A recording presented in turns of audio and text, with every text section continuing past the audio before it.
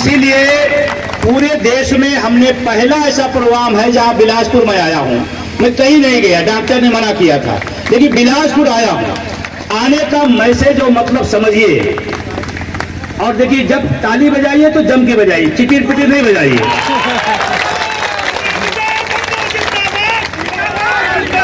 2004 में पेंशन बंद की गई।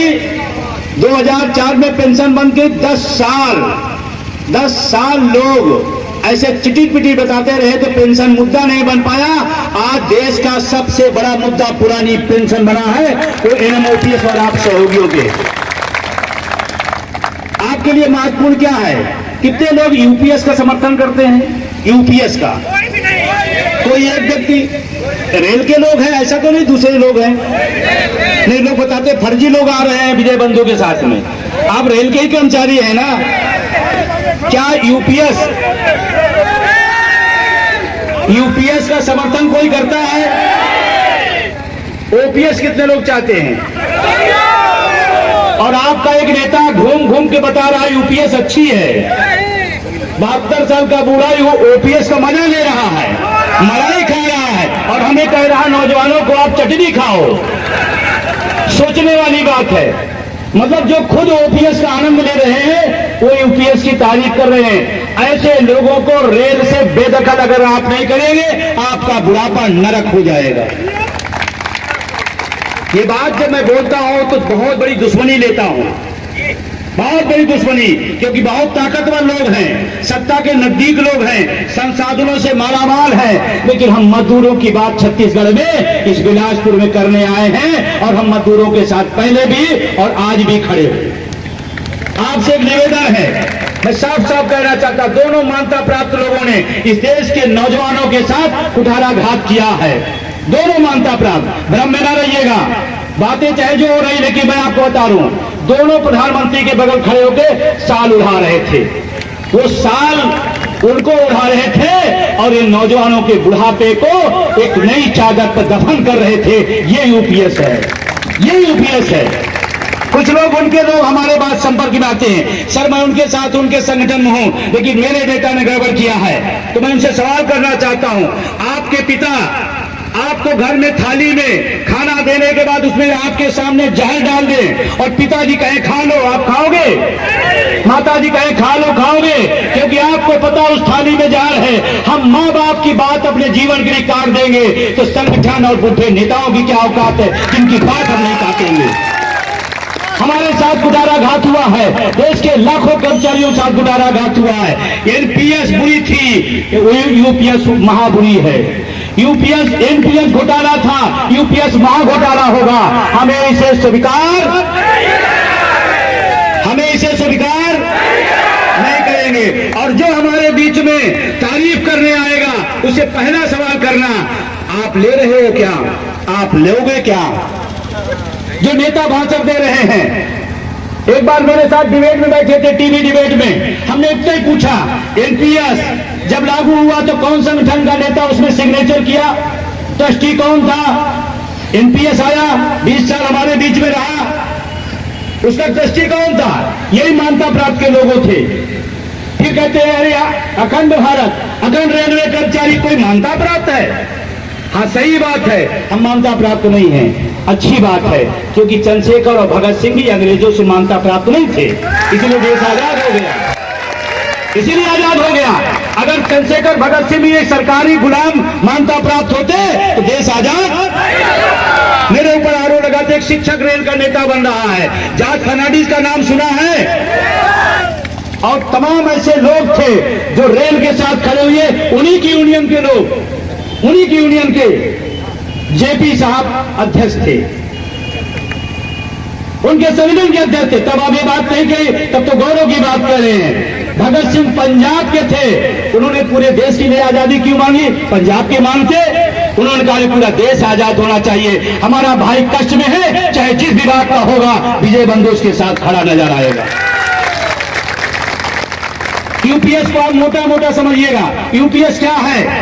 एक टैगमैन है, एक लोको पायलट है, एक जो भी रेल का विभाग का कर्मचारी छोटा से छोटा होगा, उसकी 25,000 30,000 तनख्वाह है। 40 साल अगर नौकरी करेगा, 10% साल के हिसाब से देख लेना, 30,000 तो 3,000 रुपए 10% कटेगा, 40 साल करेगा 30-40 लाख रुपए उसका हो जाएगा। यूपीएस में क्या कहा गया कि 10% हम रख लेंगे, उसके बदले क्या देंगे, आपके लास्ट वेतन का 6 महीने का वेतन दे देंगे। 1 लाख आपका वेतन होता तो आपका 6 लाख हुआ, और आपका टोटल 10% जिंदगी कितना हुआ, 30 लाख।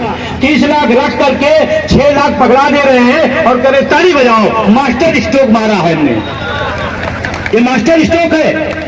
और इसलिए मैं बात कहने आया हूं, रेल में भी जो लोग आए हैं, हम लोग गरीब गुरबा किसान मजदूर घर से आए हैं, या कोई करोड़पति का बेटा नहीं है, या कोई सांसद विधायक और मंत्री का बेटा नहीं है, हम सब किसान मजदूर घरों से आए हैं।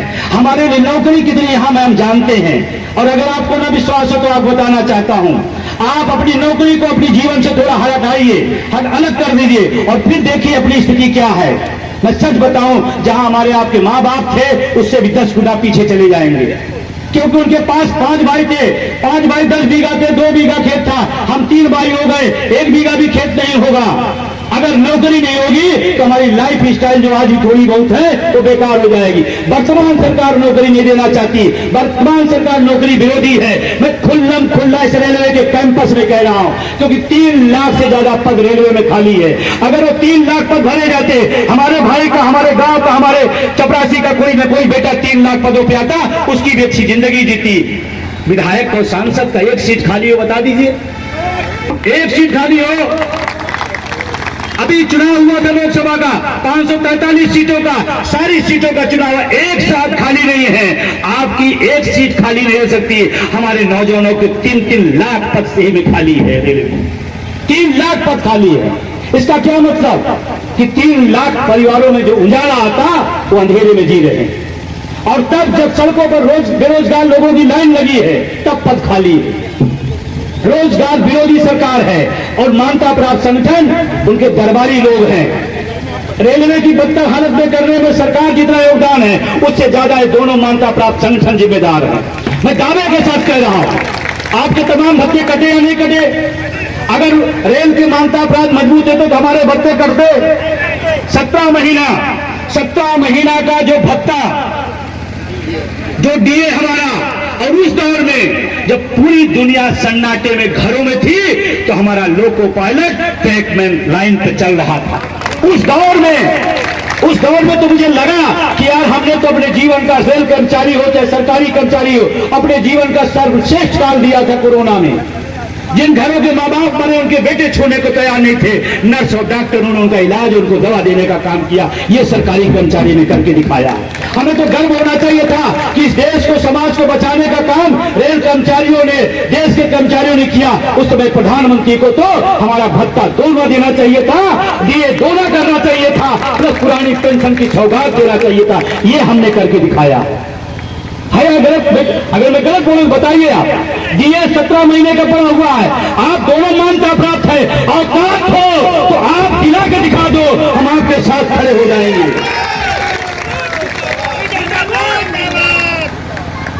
पिछले 20, 25, 30 सालों से रेल बदहाल पहुंच गया। मैं आपको बताना चाहता हूं, जब तमाम कर्मचारी नेता और तमाम विभाग के लोग लड़ते थे तो रेल की तरफ देखते थे।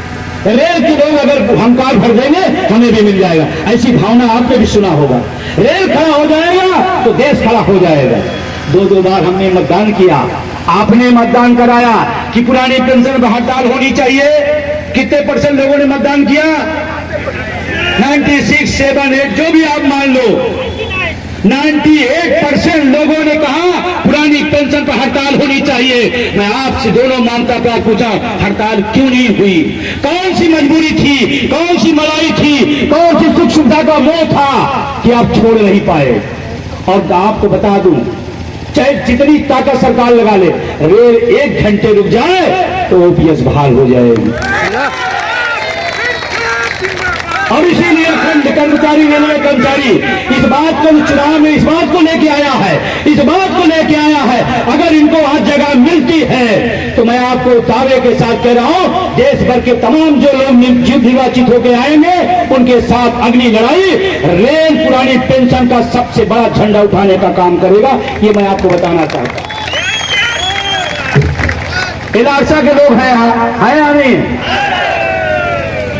बहुत बहुत मजबूत साथी है, मजबूत संगठन है।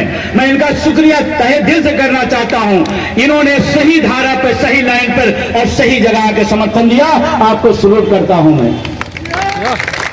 और तमाम हमारे जो तमाम हम नाम ना ले पाए तो आप भूलिएगा नहीं कि मैं नाम, गांव काउंसिल है, टेक मैन है, जो भी साथी हैं, जो भी समर्थन दिया है, मैं सबका धन्यवाद देना चाहता हूं। नाम छूट जाए तो चिंता न करना।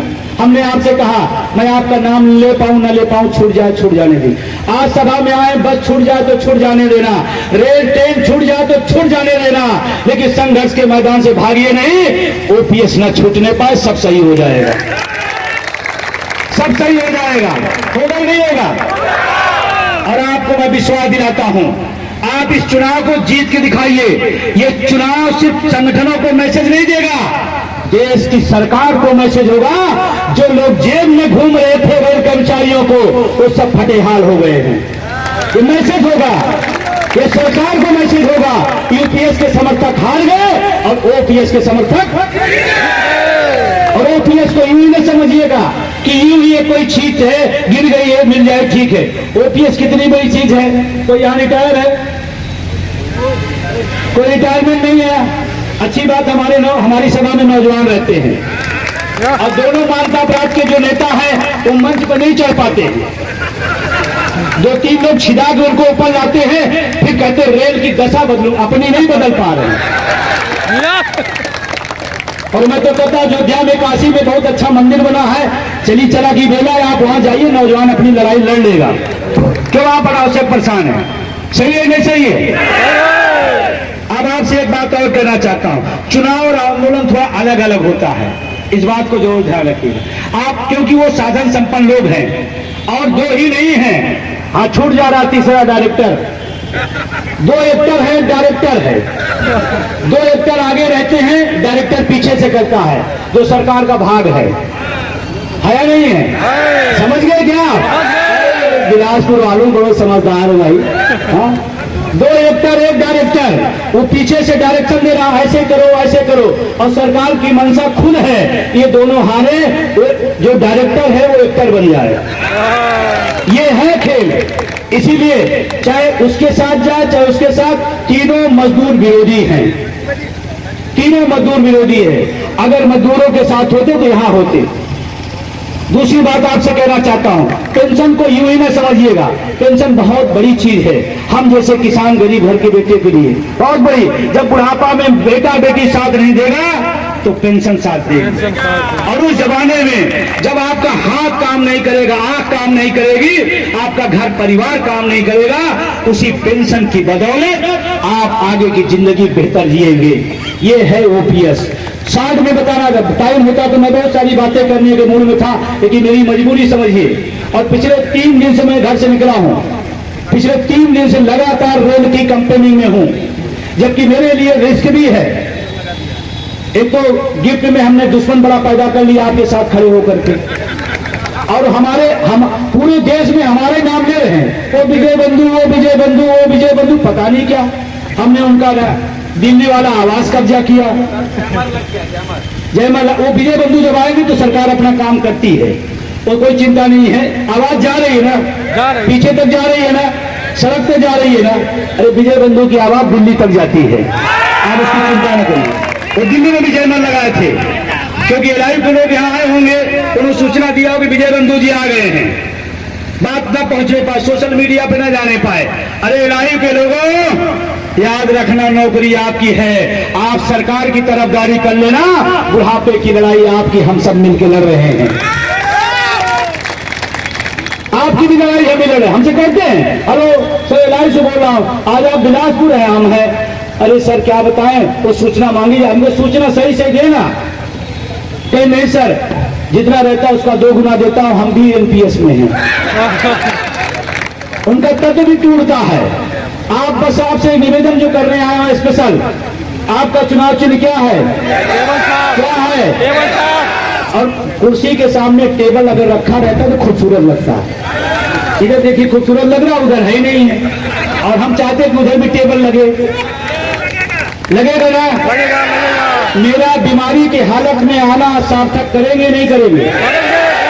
और नौजवानों डरना नहीं, कुछ लोग होते हैं तंत्र उनका कर्कश ऐसे होता है, वो डरवाते हैं, पोस्टिंग यहाँ कर देंगे, निलंबन कर देंगे, वेतन रोक देंगे।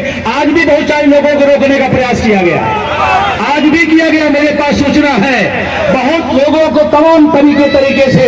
लेकिन ध्यान रखना, हम भगत सिंह के खून हैं, चंद्रशेखर के खून है, उस फौलादी सरकार को न लड़ा, तुम किस खेत की मूली हो, तुम्हारे से लड़ेंगे और जीतेंगे। भैया संघर्ष करो, भैया संघर्ष करो। आपसे एक निवेदन, आप अपना वोट दीजिएगा, आप अपना एक वोट दीजिए, इतने से काम नहीं चलेगा। आज 1 दिन 2 दिन 3 दिन जो बचे हैं, एक आदमी को फोन करिए, देश के किसी कोने में हो, जो जहां अपनी यूनिट लड़ रहे उसके साथ बोलो कि भाई आप खड़े हो। टीम को छोड़ करके, एक डायरेक्टर और एक्टर को छोड़कर खड़े हो जाना। आप फोन करो, मैसेज करो, सोशल मीडिया पर लिखो, क्योंकि ये लड़ाई आपकी है। अगर आप चूके तो जो आज रेल का निजीकरण हो रहा है, पदों की समाप्ति हो रही है, भत्तों की समाप्ति हो रही है, पुरानी पेंशन जैसी मांग को ठुकराया जा रहा है। एनपीएस यूपीएस को किसी ने बहुत अच्छा कहा, मैं गांव में गया था, एक बूढ़े आदमी थे, मिल गए, कैंसर सुने आप लोग, लड़ाई आगे बढ़ गई। हाँ हम कहे बढ़ी तो, लेकिन आगे जो लड़ाई है वो भी और खराब कर दिया गया। तो उसने बहुत अच्छी बात कहा, हाँ यूपीएस आई है। कहा यूपीएस जानते क्या है बंधु जी? हम कहने बताइए। बाबूजी 80 साल के थे, रिटायर आदमी थे, उनका ऊट पटांग पेंशन योजना है। कौन सी? ऊट पटांग पेंशन योजना। तो देश का आदमी स्वीकार करेगा क्या? मजे की बात, जो नेता लागू करवाया वो 4-4 पेंशन देता है, जो उसका सहयोगी संगठन रहा वो भी ओपीएस लेकर के 80 साल के 72 साल में मौत चंगा चल रहे हैं। लेकिन हमको कह रहे हैं, हमको समझा रहे हैं कि आप ले लो। ये ऊट पटांग पेंशन योजना हम नहीं लेंगे, ठीक है ना मेरी बात? तो आप आज से जुड़ जाइए, जो भी टाइम है, आप सारे लोगों को फोन मैसेज करिए, सोशल मीडिया लिखिए और ये जोन जीत के आइए। और जो आयोजक लोगों ने हमको बुलाया है, बहुत हमसे रिक्वेस्ट किया है, हमने उनसे पूछा कि मेरे आने का मतलब मेरी भी प्रतिष्ठा फंसी है, ऐसा तो नहीं है कि झंडा झुका देंगे अखंड कर्मचारी संघ का। तो उनका नहीं सर, ये जोन आपको हम जीत के दे रहे हैं, आप चिंता न करिएगा।